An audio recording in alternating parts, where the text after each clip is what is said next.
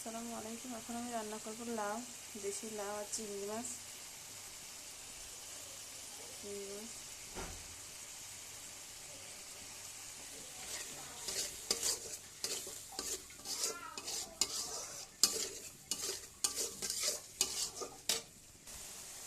লাউটা আমার ভালোভাবে কষিয়ে নেওয়া হয়ে গেছে।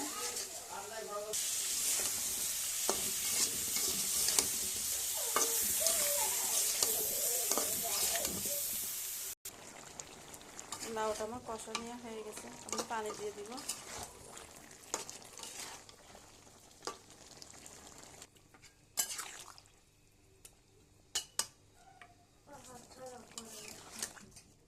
আমার লাউটা রান্না হয়ে গেছে,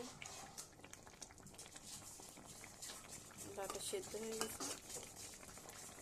আপনাদের ভালো লাগলে লাইক, কমেন্ট, শেয়ার, সাবস্ক্রাইব করবেন, চ্যানেলটির সঙ্গেই থাকবেন। আল্লাহ হাফেজ।